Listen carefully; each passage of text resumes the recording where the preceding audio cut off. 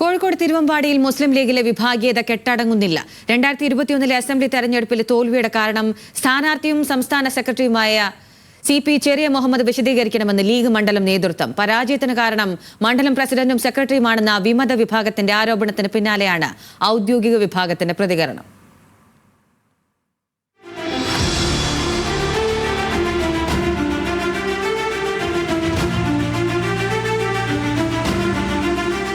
മുസ്ലിം league നേതൃത്വത്തെ വെല്ലുവിളിച്ച് KMCC കുടുംബസംഗമം നടത്തിയതുൾപ്പെടെ Thiruvambady മുസ്ലിം ലീഗിൽ നിലനിൽക്കുന്ന വിഭാഗീയത കൂടുതൽ രൂക്ഷമാവുകയാണ്. കഴിഞ്ഞ ദിവസം ലീഗ് നിയോജക മണ്ഡലം നേതൃത്വത്തിനെതിരെ ഗുരുതര ആരോപണങ്ങളുമായി വിമതപക്ഷം രംഗത്തെത്തിയിരുന്നു.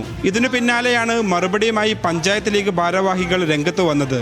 സംസ്ഥാന സെക്രട്ടറിയും കഴിഞ്ഞ തവണ UDF സ്ഥാനാർത്ഥിയുമായ CP ചെറിയ മുഹമ്മദിനെ പരാജയപ്പെടുത്തിയത് നിലവിലെ മണ്ഡലം പ്രസിഡന്റ് CK കാസിമും സെക്രട്ടറി PG മുഹമ്മദും എന്നായിരുന്നു വിമതരുടെ പ്രധാന ആരോപണം. എന്നാൽ ഇതിലെ വസ്തുത വിശദീകരിക്കേണ്ടത് CP ചെറിയ മുഹമ്മദ് ആണെന്നാണ് ഔദ്യോഗിക പക്ഷത്തിന്റെ നിലപാട്. നിയമസഭാ ഇലക്ഷനിൽ CP ചെറിയ മുഹമ്മദ് തോൽക്കാൻ കാരണം CK കാസിമിന്റെ ഇടപെടലാണ് എന്ന് പറഞ്ഞുകൊണ്ടാണ്.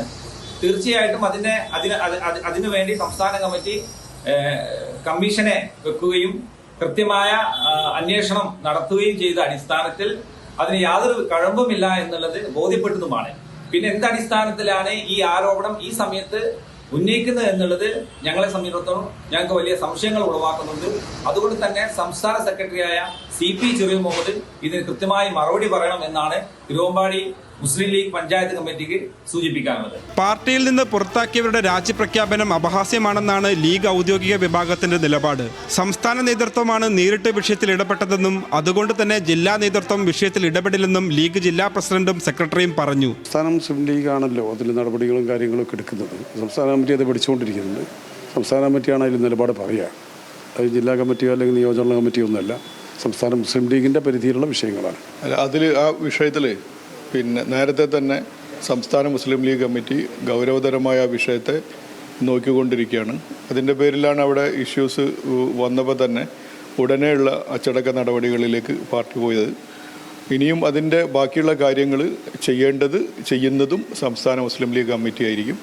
അതിനെ എൻഡോഴ്സ് ചെയ്യുക എന്നുള്ളത് മാത്രമാണ് ജില്ലാ കമ്മിറ്റിയുടെ ഒരു കാര്യം അതിലുള്ളൂ.